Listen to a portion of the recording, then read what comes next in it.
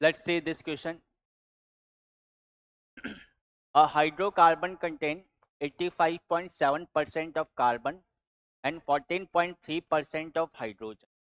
If 42 milligram of the compound contain 3 into 10 की power 20 molecules, the molecular formula of the compound will be. तो इसमें अपने को क्या करना है, मॉलिकुलर फार्मूला निकालना है. ठीक, तो कैलकुलेशन ऑफ मॉलिकुलर फार्मूला, सबसे पहले एम्पेरिकल फार्मूला निकालना पड़ेगा. मॉलिकुलर फार्मूला निकालना है तो सबसे पहले एम्पेरिकल फार्मूला निकालना पड़ेगा. एम्पेरिकल फार्मूला निकाल लेते हैं हम लोग. एम्पेरिकल फार्मूला निकालने के लिए क्या है, कार्बन और हाइड्रोजन. कार्बन का परसेंटेज कितना है, 85.7.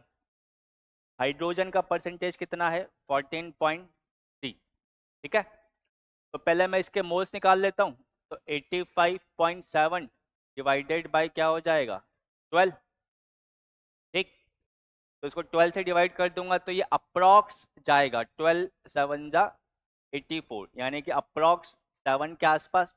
और इसके मोल्स निकाल दूं मैं 14/3 अपॉन 1, तो ये कितना हो जाएगा 14.3. ये तो इनके मोल्स आ गए. अब इनके मोल्स का सिंपल रेशियो निकालना है, तो इन दोनों में से जो छोटी वैल्यू उसको मैं दोनों से डिवाइड कर देता हूँ. तो 7 डिवाइडेड बाय 7 कितना हो जाएगा 1, और 14.3 डिवाइडेड बाय 7 ये अप्रॉक्स कितना आ जाएगा, 2 आ जाएगा. तो कार्बन के लिए सिंपल रेशियो कितना आ गया, 1. हाइड्रोजन के लिए सिंपल रेशियो कितना आ गया, 2 आ गया.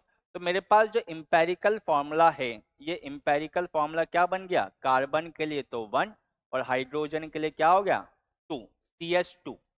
ठीक है, अब इस इंपेरिकल फॉर्मूले का मैं इंपेरिकल मास निकाल सकता हूं ना. इसका इंपेरिकल मास, इसका इंपेरिकल मास कितना आ जाएगा आपके पास, इंपेरिकल मास कार्बन का 12 और हाइड्रोजन का 2, तो 12 और 2 कितना हो जाएगा 14. ये इंपेरिकल मास आ गया.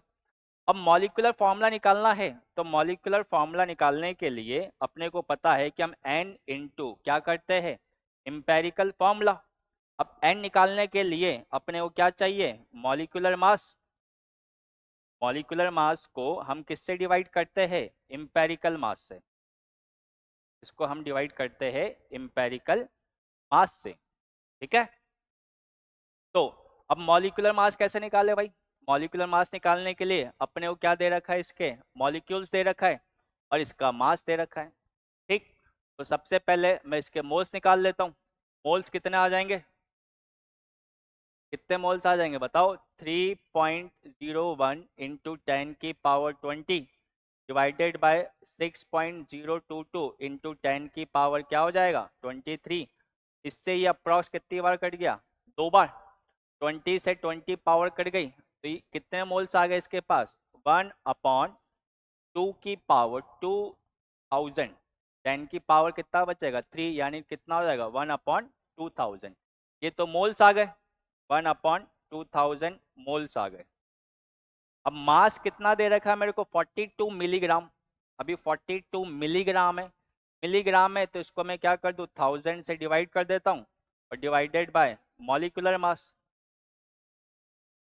ठीक है, तो अब देखो 1000 से तो 1000 कट गया, तो यहां से मॉलिक्यूलर मास कितना आ गया मेरे पास भाई, मॉलिक्यूलर मास आ गया 42 इंटू 2 करोगे कितना हो जाएगा, 2 2 जा 4, यानी कितना हो गया ये 84 हो जाएगा.